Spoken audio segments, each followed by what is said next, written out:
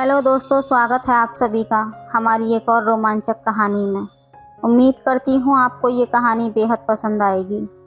हमारी आज की कहानी मेरी और मेरे पापा की सच्ची कहानी है। दोस्तों, मेरा नाम निशा है और हम लोग दिल्ली में रहते हैं। मेरे घर पर हम 3 लोग रहते हैं, मेरे मम्मी पापा और मैं अपने मम्मी पापा की इकलौती बेटी हूँ, इसलिए मेरे माँ बाप ने मुझे बहुत ही नाज़ों से पाला है। अभी मेरी उम्र सिर्फ 19 साल है और जब मैं 19 साल की थी तब मेरे पापा दिखने में बहुत अच्छे थे। उनकी उम्र अभी 45 साल है। वो बिल्कुल लड़कों जैसे ही लगते थे। मेरी मम्मी की उम्र 40 साल की है। वो दिखने में बहुत ही ज़्यादा सुंदर हैं।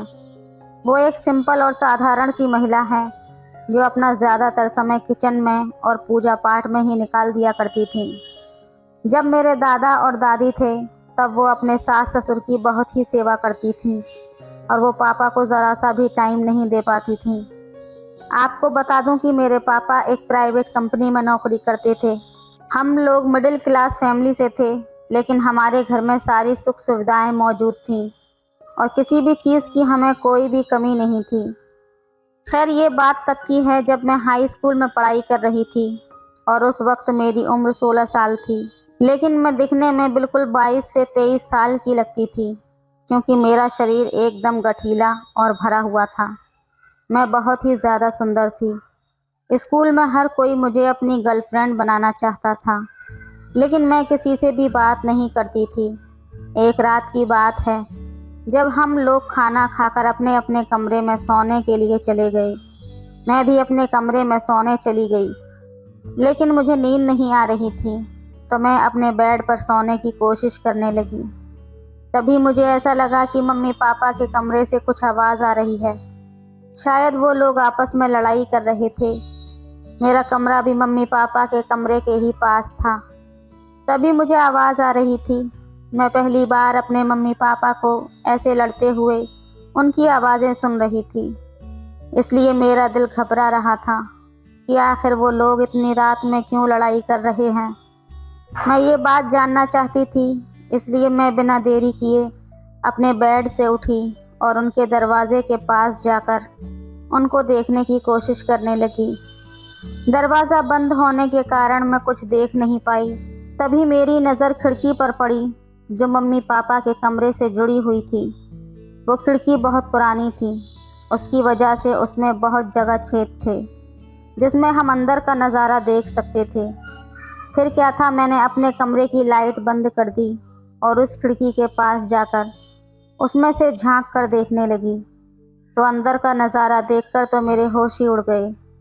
मेरे पापा मम्मी को कुछ करने के लिए कह रहे थे, लेकिन वो मना कर रही थीं।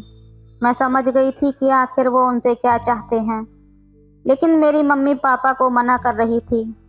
शायद मम्मी बहुत ज़्यादा थकी हुई थी।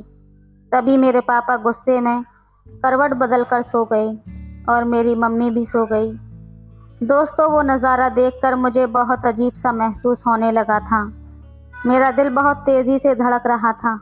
मैं बहुत देर तक उस खिड़की से देखती रही, जबकि मेरे मम्मी पापा दोनों सो गए थे। फिर कुछ देर के बाद मैं अपने बेड पर वापस आई और फिर सोने की कोशिश करने लगी, लेकिन नींद तो मेरी आंखों से कोसों दूर थी। मुझे रात भर नींद नहीं आई और जब मैं सुबह उठी तो मैं मम्मी पापा को अजीब सी नज़रों से देख रही थी, क्योंकि कल रात वाली बात मेरे मन में अभी तक चल रही थी।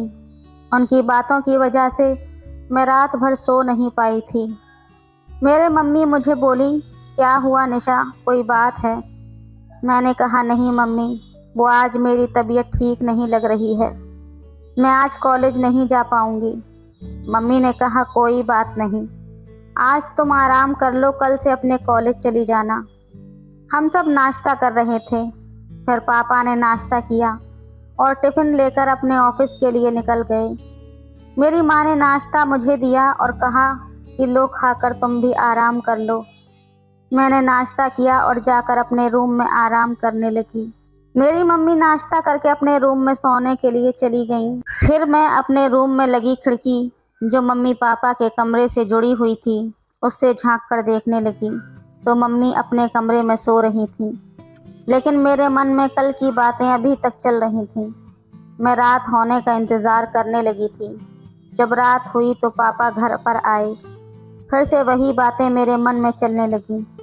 फिर हम सब ने खाना खाया और खाना खाकर अपने अपने कमरे में सोने के लिए चले गए। पापा ने मुझे खाना खाते टाइम पूछा था, निशा बेटा तुम्हारी तबीयत ठीक तो है ना? मैंने कहा हाँ पापा, मैं बिल्कुल ठीक हूँ। अचानक मेरे मुंह से उस वक्त रात वाली बात निकल गई कि पापा आप दोनों रात में लड़ाई क्यों कर रहे थे? पापा हैरानी के साथ बोले क्या? मम्मी पापा का चेहरा देखने लगी और पापा भी हैरान थे कि मुझे ये बात कैसे पता चली। मैं भी इस बात से घबरा गई थी कि मैंने मुंह से ये क्या निकाल दिया। फिर मैंने बात को पलटा और कहा, वो मेरे कमरे में रात को आवाज़ आ रही थी। ऐसा लग रहा था कि जैसे आप दोनों लड़ाई कर रहे हैं। पापा ने कहा अरे नहीं नहीं बेटा, वो बस ऐसे ही। मैंने कहा अच्छा ठीक है। फिर मैं अपने कमरे में सोने के लिए चली गई और मम्मी पापा अपने अपने कमरे में सोने चले गए। तभी पापा मम्मी से कह रहे थे, इसीलिए कहता हूँ कि कम चिल्लाया करो, तुम्हें तो कुछ समझ ही नहीं है। घर में हमारी बेटी भी रहती है और वो अब बड़ी हो चुकी है, हमें ध्यान से रहना चाहिए। मम्मी ने कहा हाँ जी, आप बिल्कुल ठीक कह रहे हैं, कल के लिए मुझे माफ़ कर दीजिए। पापा कल वाली बात पर फिर से जिद करने लगे। फिर मम्मी ने तुरंत मना कर दिया तो फिर से मेरे कमरे में आवाज़ें आने लगीं, क्योंकि अभी मुझे रात में नींद नहीं आती थी। मैंने सोचा कि मैं आज इस खिड़की से देखूंगी कि आखिर क्या होता है। जब आवाज़ आना शुरू हुई तो फिर मैं खिड़की पर जाकर देखने लगी। तब पता चला कि फिर से आज पापा वो काम करने के लिए जिद कर रहे हैं और मेरी मम्मी ने उन्हें मना कर दिया है। लेकिन आज पापा बहुत गुस्से में लग रहे थे। अगली सुबह पापा ने मुझसे कहा चलो आज मैं तुम्हें कॉलेज छोड़ देता हूँ। वो जब मुझे कॉलेज छोड़ने आए तो वो मुझे बड़ी अजीब सी नज़रों से देख रहे थे। मुझे समझ नहीं आ रहा था कि पापा मुझे ऐसा क्यों देख रहे हैं। मैंने पापा से पूछ ही लिया, क्या बात है पापा, आप मुझसे कुछ कहना चाहते हैं क्या? पापा ने कहा नहीं कुछ नहीं, बस ऐसे ही थोड़ा परेशान हूँ। मैंने कहा पापा बताइए क्या परेशानी है आपको? पापा ने कहा चलो पहले मैं तुम्हें चॉकलेट खिला देता हूँ। उन्होंने मुझे बड़ी वाली चॉकलेट दिलवाई। फिर उसके बाद उन्होंने कहा चलो मैं तुम्हें एक ड्रेस भी दिलवा देता हूँ। मैं समझ नहीं पा रही थी कि पापा ऐसा क्यों बोल रहे हैं, लेकिन फिर मुझे जब इस सच्चाई का पता चला तब मेरे होश ही उड़ गए। लेकिन मैं बहुत खुश थी क्योंकि पापा ने मुझे नए कपड़े दिलाए थे और चॉकलेट भी दिलवाई थी।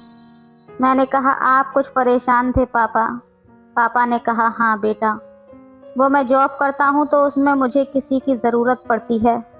मैं तुम्हारी मम्मी से हर रात को कहता हूँ कि मेरा इस चीज़ में मेरा साथ दो, लेकिन वो बिल्कुल भी मेरा साथ नहीं देती और दिन रात पूजा पाठ में और किचन में ही बिजी रहती है। अब तुम ही बताओ मैं क्या करूं? ऐसे तो मेरी नौकरी ही चली जाएगी। तभी मैं बोली पापा बताइए अगर मैं आपकी कोई मदद कर सकूं तो। उन्होंने कहा बेटी इसीलिए तो बता रहा हूं। मैंने कहा जी पापा, मैं आपकी मदद ज़रूर करूंगी। उन्होंने कहा तुम अपनी माँ को समझाओ कि वो मेरी बात मान ले। मैंने कहा ठीक है पापा, मैं माँ को समझा दूंगी। फिर हम लोग घर आ गए और घर आने के बाद मैंने माँ से बात की और माँ से कहा कि वो पापा की बात मान ले। माँ ने कहा तुझे नहीं पता, तेरे पापा तो फालतू की बात करते हैं। मैंने कहा माँ ठीक है, वो हम सबका ध्यान भी तो रखते हैं ना, तो हमें भी उनका ध्यान रखना चाहिए। माँ ने कहा ठीक है मैं देख लूँगी। मैं माँ से ये कहकर अपने कमरे में चली गई। फिर पापा भी आज जल्दी घर आ गए थे और रात को खाना खाने के बाद हम सभी अपने अपने कमरे में चले गए। तकरीबन रात के 11 बजे थे। पापा मम्मी के कमरे से फिर से आवाज़ आ रही थी। मैंने खिड़की से झांक कर देखा तो पापा माँ को मना रहे थे। माँ कह रही थी कि तुमने निशा को क्या कहा था? वो मुझसे कह रही थी कि मैं आपकी बात मान लूँ। माँ ये बात कह रही थी कि पापा ने उनको अपनी तरफ खींच लिया और उनके साथ प्यार करने लगे। मैं ये सब देखकर मदमस्त हो गई थी। माँ की आवाज़ अब और तेज़ आने लगी थी। ये सब देखकर मेरा हाल बुरा होता जा रहा था। मैं सोच रही थी कि काश कोई मेरे साथ भी फुटबॉल खिलाड़ी होता तो मैं भी गोल करती। इस तरह पापा मम्मी का मैच 20 मिनट तक चला और उसके बाद दोनों में सुलह हो गई। पापा बहुत खुश थे। फिर मैं अपने बेड पर वापस आ गई और सोने की कोशिश करने लगी, पर ये मैच देखने के बाद मुझे नींद कहाँ आने वाली थी। तो दोस्तों, कैसी लगी कहानी हमें कमेंट में ज़रूर बताएं। वीडियो अच्छी लगे तो लाइक करें, शेयर करें, सब्सक्राइब करें। धन्यवाद।